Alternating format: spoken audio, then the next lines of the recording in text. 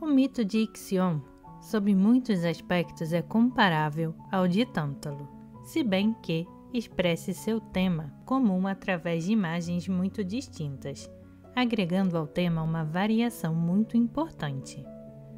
A identidade do tema oculto encontra-se assinalada pelo fato de que o início da fábula, a história da elevação, não é mais do que uma repetição do começo da história de Tântalo. Ixion tornou-se culpado perante os homens e os deuses. O relato de seus fracassos precede, como no mito de Tântalo, a narração simbólica. O mito propriamente dito começa pelo simbolismo já suficientemente explicado na tradução do mito de Tântalo.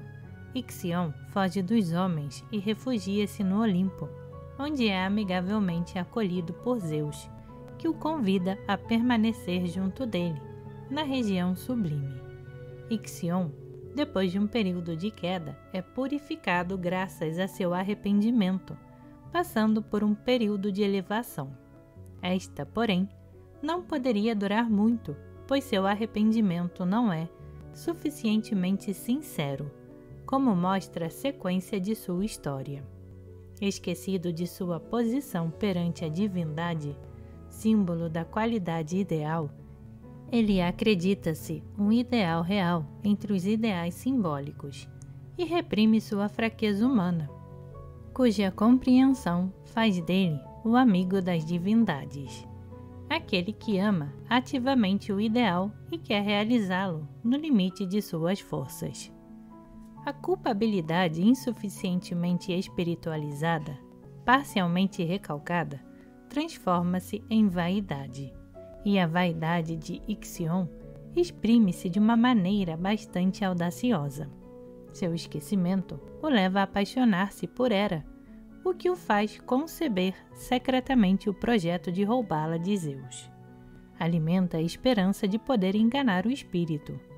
Nesta imagem simbólica de sua recaída imaginativa, encontram-se condensadas ao mesmo tempo a perversão do espírito, a vaidade, usurpar o lugar de Deus e a perversão sexual, seduzir Hera.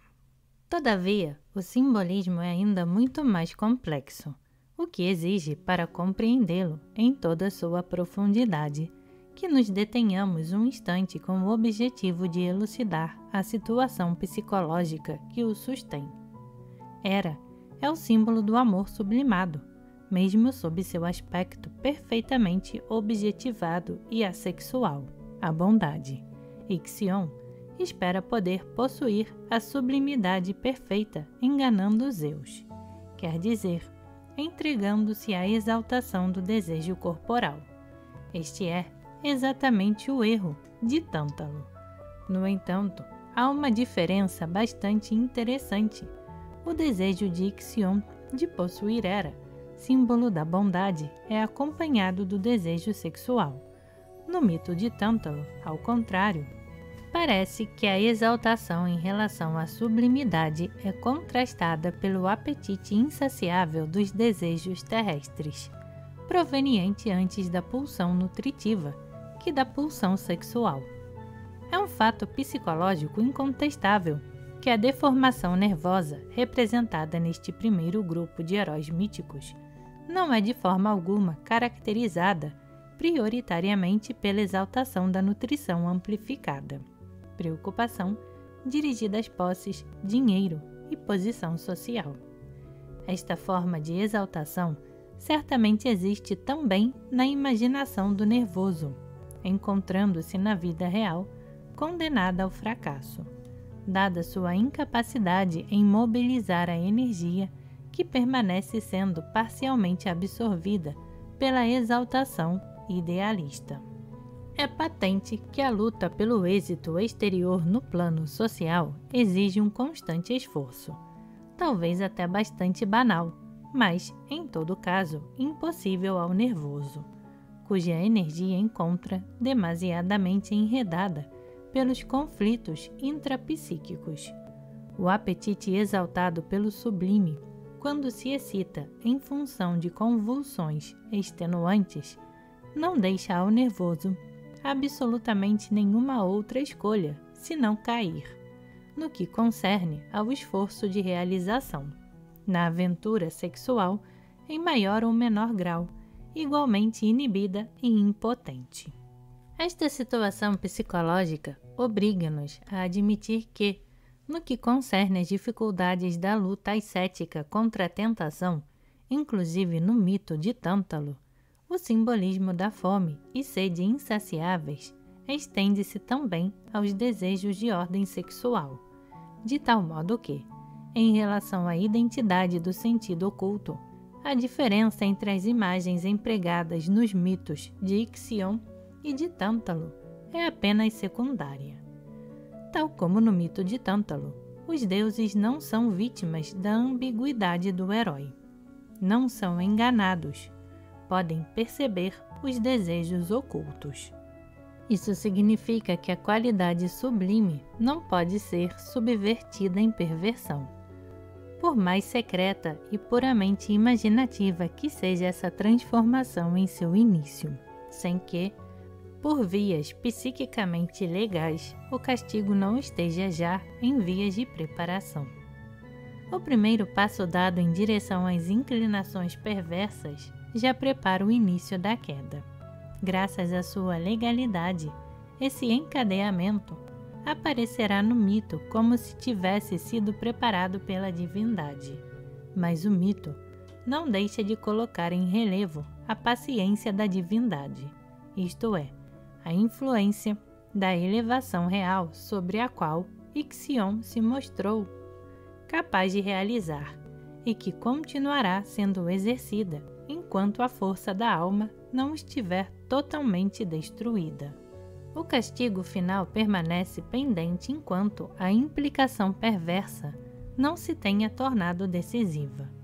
O homem convidado dos deuses não pode ser igualado a seus anfitriões. Tampouco, simbolicamente, as divindades exigem que ele o seja. Não lhe é imposta a perfeita realização da qualidade ideal. O erro lhe é permitido, mas sua falta o colocará à prova. Ele a superará ou sucumbirá a ela. Dada a legalidade desta prova consecutiva à falta, são as divindades, segundo a consequência simbólica do mito, que a infligirão. A forma da prova encontra-se igualmente determinada pela legalidade própria ao psiquismo. Em conformidade com a lei do psiquismo, o desejo oculto, no caso de Ixion possuir Hera, exalta-se imaginativamente. A imaginação exaltada esforça-se por satisfazer qualquer desejo, mesmo o mais insensato.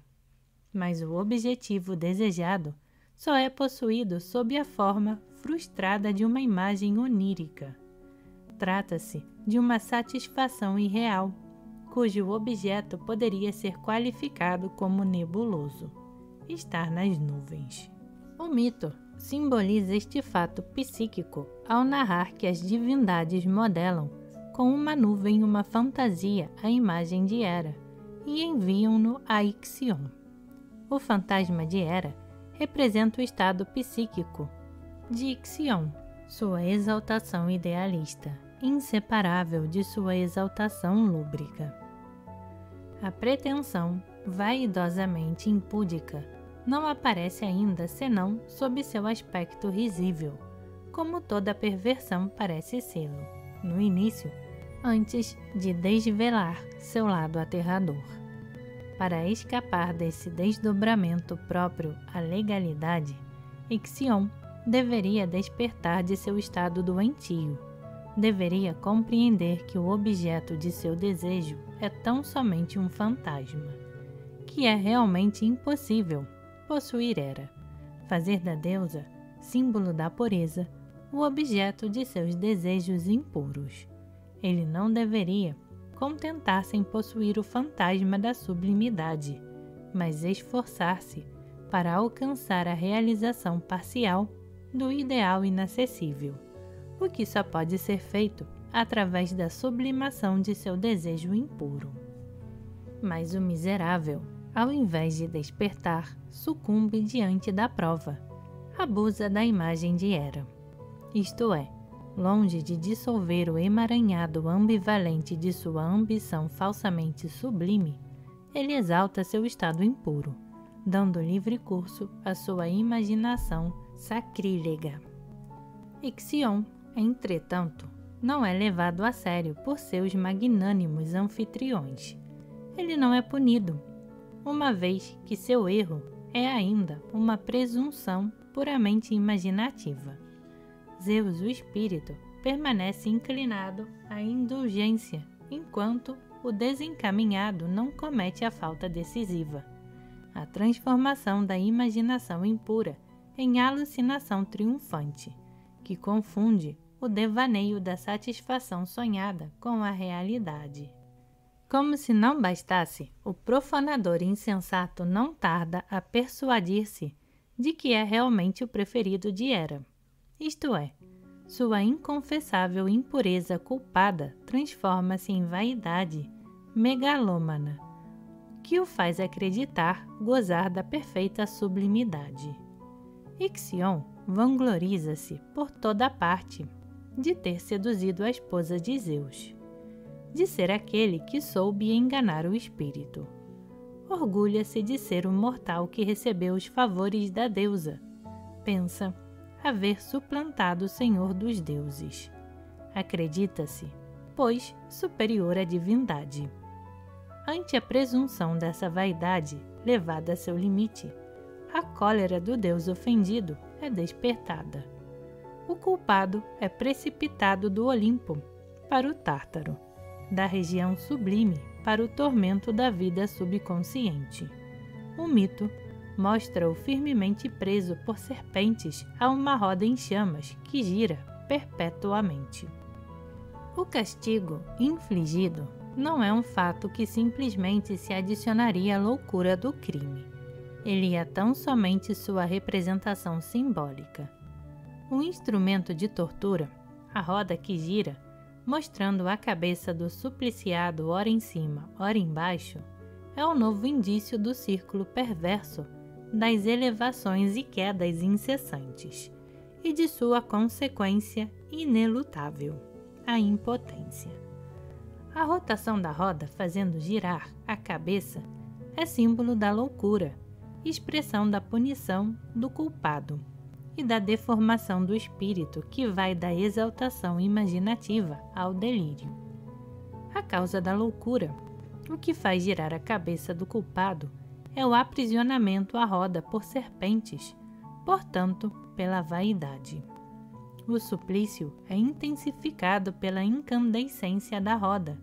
O tormento do fogo é símbolo da perversão e de seu castigo pelo remorso. O tormento da culpabilidade recalcada que queima interiormente, consumindo a psique.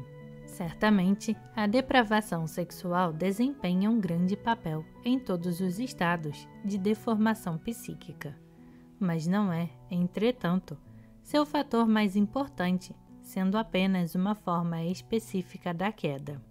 E nunca seria demasiado insistir que a causa essencial, comum a todos os estados de queda, é a elevação vaidosa.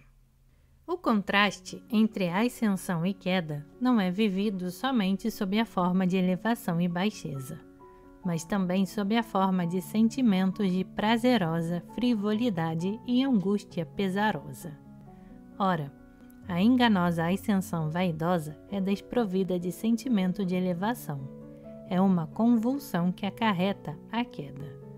O pesar é devido à mácula da culpabilidade, inseparável do júbilo vaidoso, de natureza irreal, imaginária e falaciosa.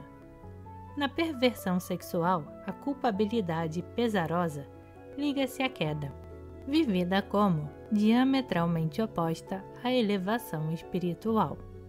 É por essa razão que a alternância entre elevação e rebaixamento, que caracteriza o nervoso, varia da maneira mais espetacular entre espiritualidade e sexualidade, ambas exaltadas pela vaidade e inibidas pela culpabilidade. Se não prestarmos atenção a essa exaltação e inibição recíproca, podemos facilmente ser levados a acreditar que a nervosidade e seus diversos estados definem-se exclusivamente pelo desregramento da função sexual. O erro é consideravelmente agravado se a exaltação impotente da sexualidade nervosa é entendida unicamente sob a forma mais elementar da união corporal, o ato fisiológico.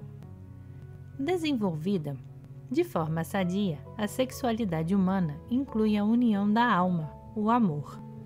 Assim compreendida, a sexualidade sadia constitui um estado de elevação inseparável da função espiritual e sublime. A depravação sexual é, antes de tudo, caracterizada pela insuficiência dessa função sublimadora que deveria permeá-la. O mito de Ixion simboliza exatamente a verdadeira causa da impotência sexual, que na verdade não é senão uma consequência da impotência da elevação sublime. Esta é a significação mais profunda do desejo culpado desse falso herói, que na realidade, mesmo sendo impotente para possuí-la, agarra-se vaidosamente à sublimidade. Era